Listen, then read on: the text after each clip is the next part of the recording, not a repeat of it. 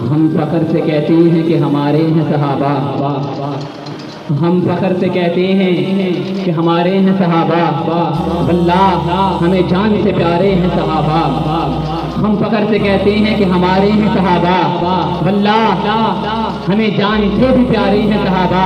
وہ چاند جو طلوع ہو بطحا کے افق پر، وہ چاند جو طلوع ہو بطحا کے افق پر، اس چاند کے تابندے ستارے ہیں صحابہ۔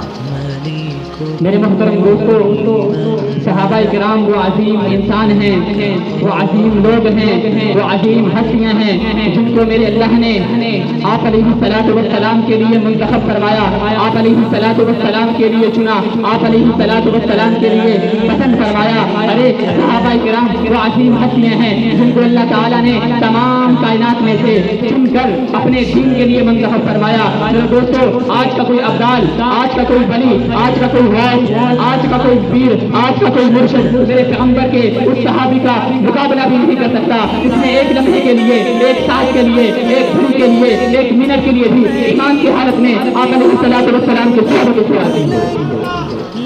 دوستو، صحابہ کرام عظیم لوگ ہیں جن کو اللہ تعالیٰ نے اولئک هم المفلحون کہا۔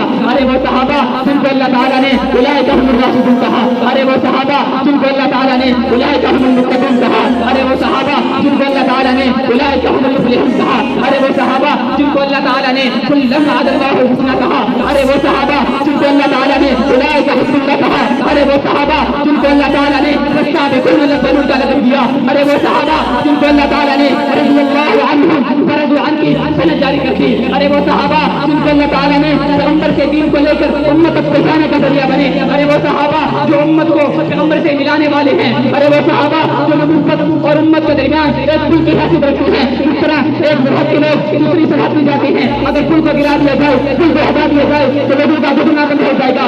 اسی طرح ہی ہمارے اور نبی کے درمیان سے صحابہ کو نکال دیا جائے، نبی کا کلمہ ہم تک پہنچے گا، نبی کی نماز ہم تک پہنچے گی، نبی کا جہاد ہم تک پہنچے گا، نبی کی خدمت ہم تک پہنچے گی، نبی کی خلوت ہم تک پہنچے گی، نبی کے اعتقادات ہم تک نہ پہنچے، نبی کی نواسط ہم تک نہ پہنچے، نبی کے معاملات ہم تک نہ پہنچے، نبی کی سیاست ہم تک نہ پہنچے، انداز جہبانی ہم تک نہ پہنچے، نبی کی سیرت اور کتاب کبھی ہم تک نہیں پہنچ سکتا۔ جیسے کوئی شخص صحابہ کو نکال کر، جیسے کوئی شخص محمد کو نکال کر رب تک نہیں پہنچ سکتا، ایسے ہی صحابہ کو نکال کر کوئی شخص محمد تک نہیں پہنچ سکتا۔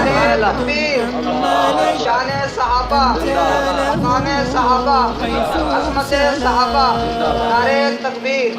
میرے محترم دوستو، کسی شاعر نے کیا خوب کہا ہے کہ لے شوق سے نام صحابہ کا، لے شوق سے نام صحابہ کا، چرچا عام صحابہ کا، اگر طلب ہے تجھ کو جنت کی، اگر طلب ہے تجھ کو جنت کی تو کلّا شان صحابہ کا۔ میرے دوستو، صحابہ کی شان بہت بلند ہے۔ اللہ تعالیٰ نے قرآن مجید میں ارشاد فرمایا، اليوم اکملت لکم دینکم واتممت علیکم نعمتی ورضیت لکم الاسلام دینا۔ کہ آج میں نے تمہارے لیے تمہارا دین مکمل کر دیا، کامل کر دیا، اکمل کر دیا۔ کیسے مکمل کیا؟ اور تمہارے اوپر اپنی نعمت کو مکمل کر دیا اور تمہارے لیے دین اسلام کو ختم کیا۔ دین کیسے مکمل کیا؟ کیسے کامل کیا؟ کیسے اکمل کیا؟ ایسا مکمل کیا کہ جس میں سے نہ کوئی چیز نکالی جا سکتی ہے اور نہ ہی نہیں کوئی چیز داخل کی جا سکتی ہے۔ دوستو، اللہ تعالیٰ نے صحابہ کرام کے لیے دین اسلام کو ختم کیا۔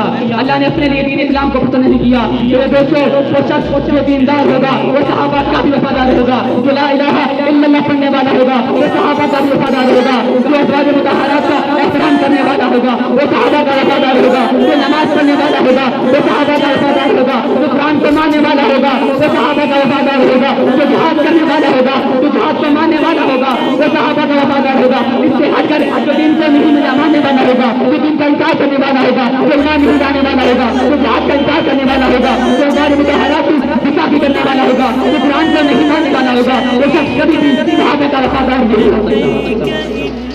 اسی لیے تو کسی شاعر نے کیا خوب کہا ہے، نماز اچھی، روزہ اچھا، زکات اچھی، اس کے باوجود میرا ایمان کامل ہو نہیں سکتا۔ میں جب تک میں کب مروں صحابہ کی حرمت پر خدا شاہد ہے میرا ایمان کامل ہو نہیں سکتا۔ وآخر دعوانا الحمدللہ رب العالمین۔